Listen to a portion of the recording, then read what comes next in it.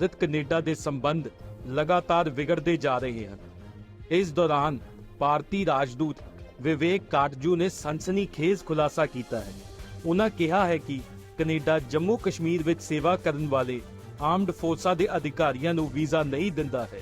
ਭਾਰਤ ਵਿੱਚ ਮੇਗਾ G20 ਸੰਮੇਲਨ ਬਹੁਤ ਸਾਰੇ ਸਹੀ ਕਾਰਨਾਂ ਕਰਕੇ ਸੁਰਖੀਆਂ ਵਿੱਚ ਰਿਹਾ ਹੈ, ਜਿਸ ਵਿੱਚ ਭਾਰਤ ਦੀ ਦੁਨੀਆ ਭਰ ਵਿੱਚ ਵੱਧਦੀ ਸਾਖ ਅਤੇ ਪ੍ਰਧਾਨ ਮੰਤਰੀ ਮੋਦੀ ਦੀ ਅਮਰੀਕਾ ਰਾਸ਼ਟਰਪਤੀ ਜੋ ਬਾਈਡਨ, UK ਦੇ ਪ੍ਰਧਾਨ ਮੰਤਰੀ ਰਿਸ਼ੀ ਸੁਨਕ ਅਤੇ ਫਰਾਂਸ ਦੇ ਰਾਸ਼ਟਰਪਤੀ ਇਮੈਨੂਅਲ ਮੈਕਰੋਨ ਵਰਗੇ ਵਿਸ਼ਵ ਨੇਤਾਵਾਂ ਨਾਲ ਦੋਸਤੀ ਸ਼ਾਮਿਲ ਹੈ। ਹਾਲਾਂਕਿ ਬਹੁਪੱਖੀ ਈਵੈਂਟ ਦੀ ਸ਼ਾਨਦਾਰ ਸਫਲਤਾ ਦੇ ਵਿਚਕਾਰ ਭਾਰਤ ਅਤੇ ਕੈਨੇਡਾ ਵਿਚਾਲੇ ਟਕਰਾਅ ਵੀ ਸਾਹਮਣੇ ਆਇਆ ਸੀ, ਜੋ ਹੁਣ ਲਗਾਤਾਰ ਦਿਨ-ਬਰ-ਦਿਨ ਵੱਧਦਾ ਜਾ ਰਿਹਾ ਹੈ।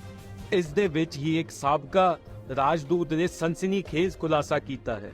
ਅਫਗਾਨਿਸਤਾਨ ਅਤੇ ਮਿਆਂਮਾਰ ਵਿੱਚ ਰਾਜਦੂਤ ਵਜੋਂ ਕੰਮ ਕਰਨ ਵਾਲੇ ਸੇਵਾ ਮੁਕਤ ਭਾਰਤੀ ਡਿਪਲੋਮੈਟ ਵਿਵੇਕ ਕਾਟਜੂ ਨੇ ਵੱਧਦੇ ਤਣਾਅ ਦੇ ਮੂਲ ਕਾਰਨਾਂ ਬਾਰੇ ਚਰਚਾ ਕਰਦੇ ਹੋਏ ਇੱਕ ਖੁਲਾਸਾ ਕੀਤਾ ਕਿ ਕੈਨੇਡਾ ਨਾ ਸਿਰਫ ਜੰਮੂ ਕਸ਼ਮੀਰ ਵਿੱਚ ਤਾਇਨਾਤ ਭਾਰਤੀ ਸੁਰੱਖਿਆ ਕਰਮਚਾਰੀਆਂ ਦੇ ਵੀਜ਼ੇ ਰੱਦ ਕਰਦਾ ਹੈ, ਸਗੋਂ ਉਹਨਾਂ ਦੀਆਂ ਵੀਜ਼ਾ ਅਰਜ਼ੀਆਂ ਵਿੱਚ ਉਹਨਾਂ ਦੀ ਸੇਵਾ ਦਾ ਸਥਾਨ ਵੀ ਪੁੱਛਦਾ ਹੈ। ਕਾਟਜੂ ਨੇ ਕਿਹਾ ਕਿ ਕੈਨੇਡਾ ਸਾਡੇ ਸੁਰੱਖਿਆ ਬਲਾਂ ਦੇ ਮੈਂਬਰਾਂ ਨੂੰ ਨਿਯਮਿਤ ਤੌਰ ਤੇ ਵੀਜ਼ਾ ਦੇਣ ਤੋਂ ਇਨਕਾਰ ਕਰਦਾ ਹੈ।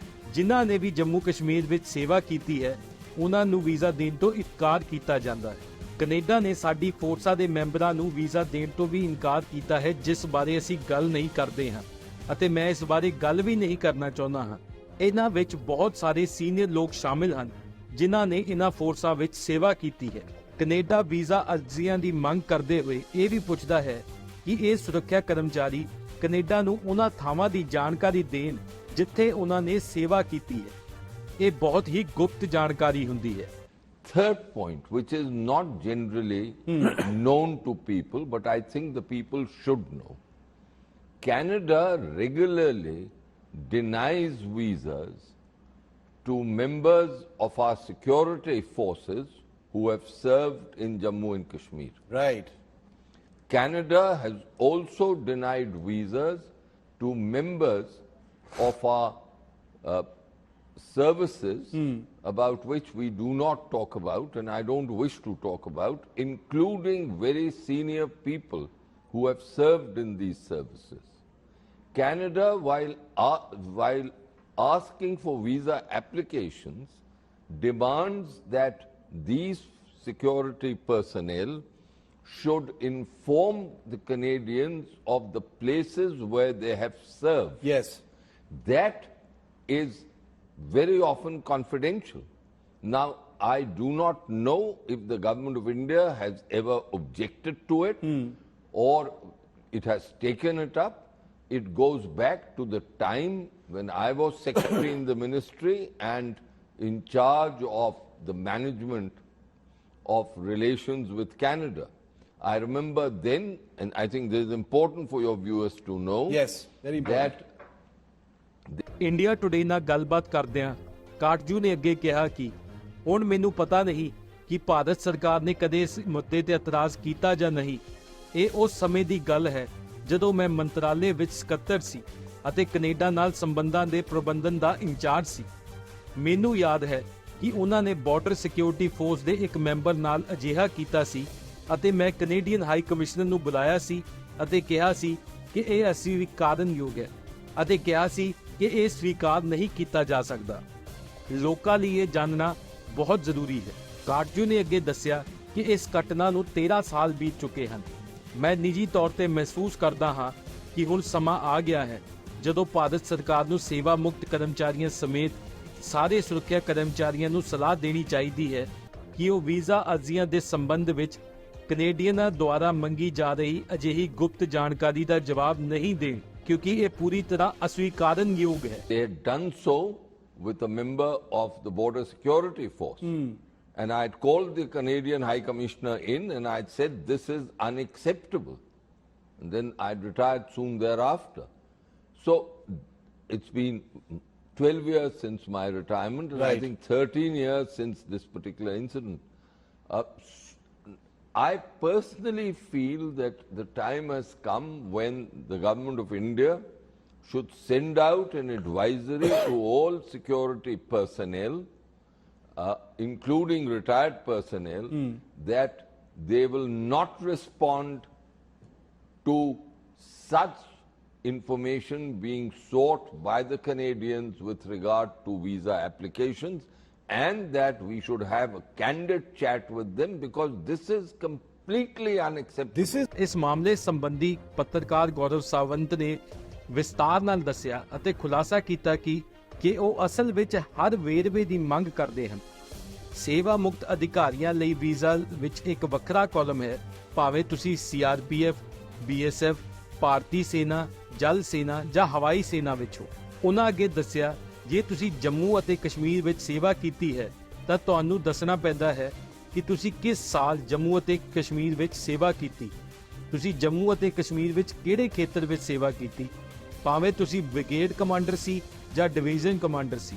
ਇਹਨਾਂ ਸਾਰੀਆਂ ਜਾਣਕਾਰੀਆਂ ਬਾਰੇ ਤੁਹਾਨੂੰ ਦੱਸਣਾ ਪਵੇਗਾ ਅਤੇ ਭਾਰਤ ਨੇ ਇਸ ਤੇ ਇਤਰਾਜ਼ ਕੀਤਾ ਹੈ। In fact, as Ambassador Karju was mentioning, when he was secretary in MEA, he'd raised this. We'd reported this at that point of time that this is what they do. They actually ask for every detail. There's a separate column in the visa for retired officers, whether you're with CRPF, BSF, Indian Army, Navy, or Air Force.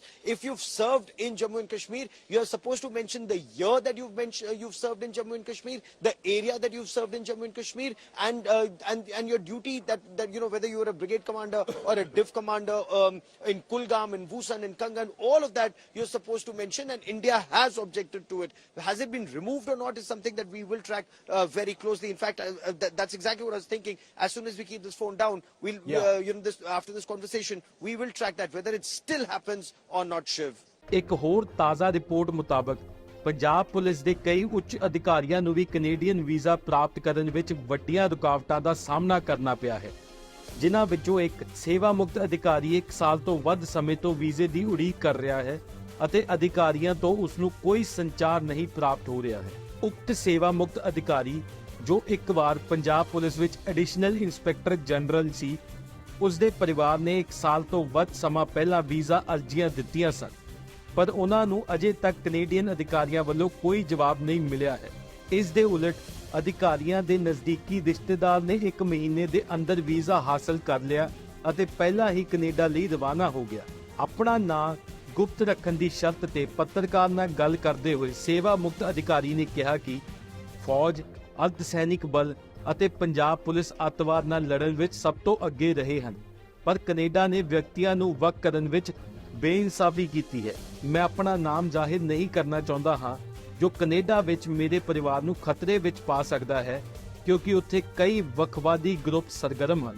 Punjab police ਦੇ intelligence wing ਵਿੱਚ ਸੇਵਾ ਨਿਭਾ ਚੁੱਕੇ ਇੱਕ ਹੋਰ ਅਧਿਕਾਰੀ ਨੇ ਵੀ ਅਜਿਹੀਆਂ ਭਾਵਨਾਵਾਂ ਦਾ ਪ੍ਰਗਟਾਵਾ ਕਰਦਿਆਂ ਕਿਹਾ ਕਿ ਇਹ ਵਿਟੰਬਨਾ ਹੈ ਕਿ ਕੈਨੇਡਾ ਵਿੱਚ ਗੈਂਗਸਟਰਾਂ ਅਤੇ ਕੱਟੜਪੰਥੀਆਂ ਨੂੰ ਸੁਰੱਖਿਆ ਪ੍ਰਾਪਤ ਹੈ, ਪਰ ਜਿਨ੍ਹਾਂ ਨੇ ਕਾਨੂੰਨ ਲਾਗੂ ਕਰਨ ਵਾਲੀ ਏਜੰਸੀਆਂ ਵਿੱਚ ਸੇਵਾ ਨਿਭਾਈਆਂ ਹਨ, ਉਹਨਾਂ ਨੂੰ ਰੁਕਾਵਟਾਂ ਦਾ ਸਾਹਮਣਾ ਕਰਨਾ ਪੈਂਦਾ ਹੈ।